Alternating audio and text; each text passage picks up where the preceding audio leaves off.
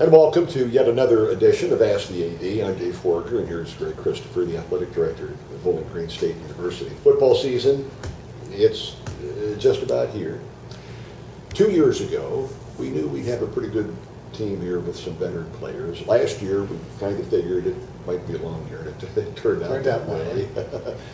Your thoughts on this year? Is this a pivotal season for this football program? I think every season's pivotal, isn't it?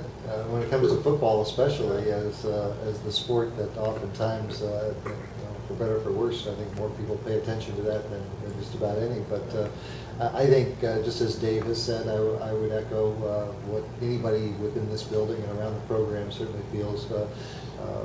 We feel like we're going to be a better team this year. You've got more experience. You've probably got more leadership on this program. It's a deeper team. There's more competition at different positions. What does that equate to in wins and losses? Who knows? We'll have to see how things play out. But certainly feel good about where we're headed. And competition within a ball club is key.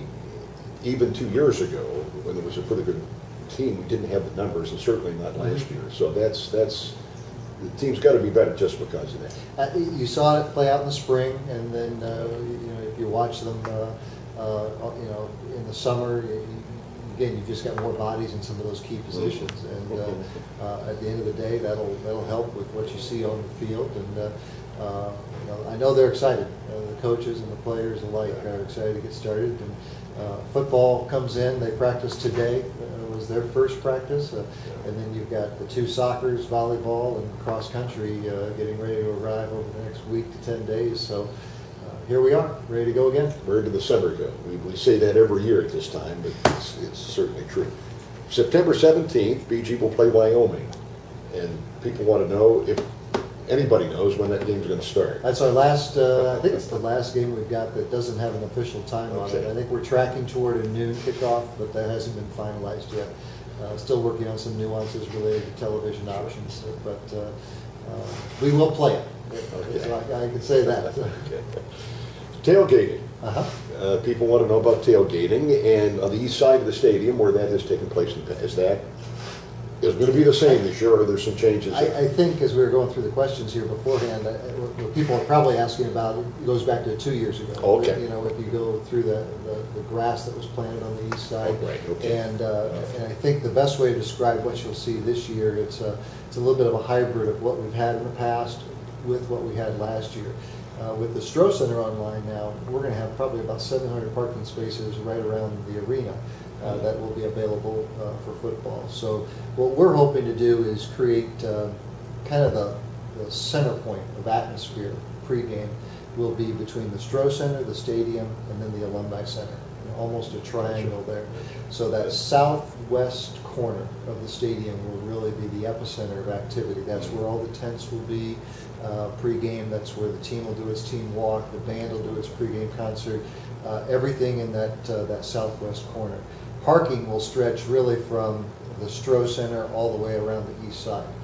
So that's a long way of saying, yes, parking will be back on the east side, but the bottom line is really from the southwest side all the way over to the southeast side is where you'll see parking available. As you well know, land and parking availability isn't a concern when it comes to parking at Bowling Green. Sure. Now let's, aesthetically, you mentioned where all this will take place in the Stroh Center, and the improvements at the football stadium with the orange and the seats and so forth. It looks great, aesthetically, very pleasing, I would think, for fans, and that's a good thing. I think, overall, you're right. I mean, you can always improve, and that's what we're trying to do. I mean, at the end of the day, over the last few years, if you add it all up, it's somewhere in the neighborhood of about $60 million in athletic facility, either improvements or additions. And that's some of the big stuff like the Stroh Center or the building we're sitting in, but like you said, it's a lot of small stuff too, of just painting things orange if they don't move. And we'll always keep doing that, and as we can, but there's still some things to get done facility-wise, and obviously that's just part of the equation too. Let's talk about the Stroh Center. One of the questions that was submitted pertaining to the Stroh Center, pertaining to whether, now that it's basically completed, as you look at the Stroh Center inside and out, are there things that you might have done differently Or is it too early to tell whether there might be a few? That's the best way to put it right there. I do think it's a little too early to tell. Right now, I would say no, based on the budget we have.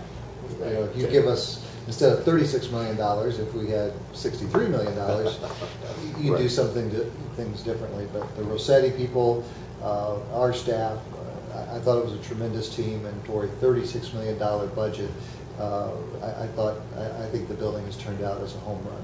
Now, if you ask me a year from now, I guarantee we'll all find little things that, gosh, I wish we would have turned left here instead of turning right, that kind of stuff. But I don't think there's going to be anything real substantive, again, based on the $36 million budget we had to work with.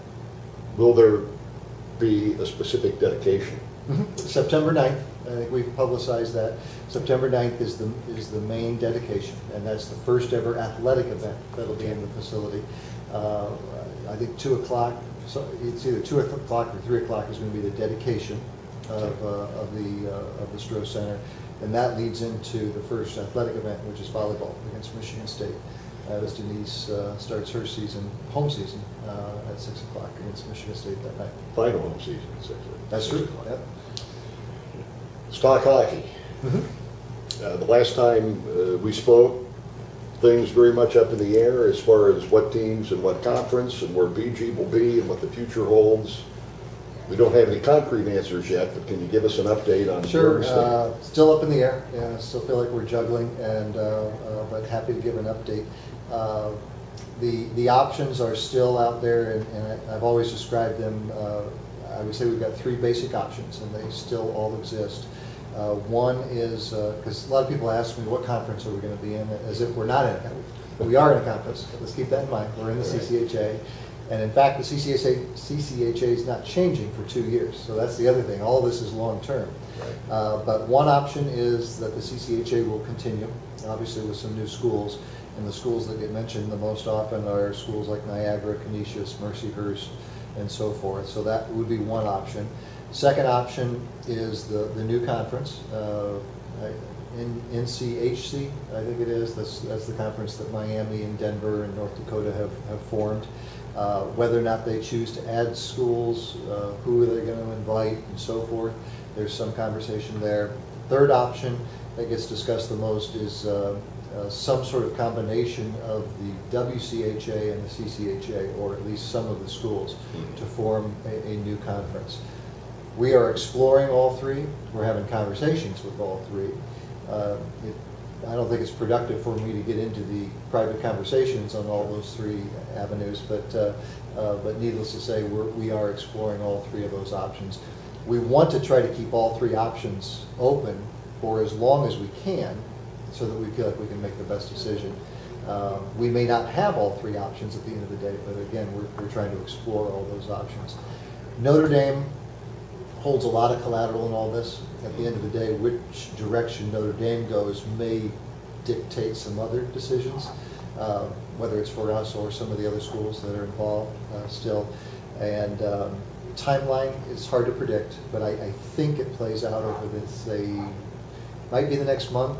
I don't think it stretches out more than the next 3 to 4 months. So sometime this late summer or fall is my prediction of how this will play out. Okay. I think we've got it covered. I think that will do it. Thanks for watching, and thank you. Thank you.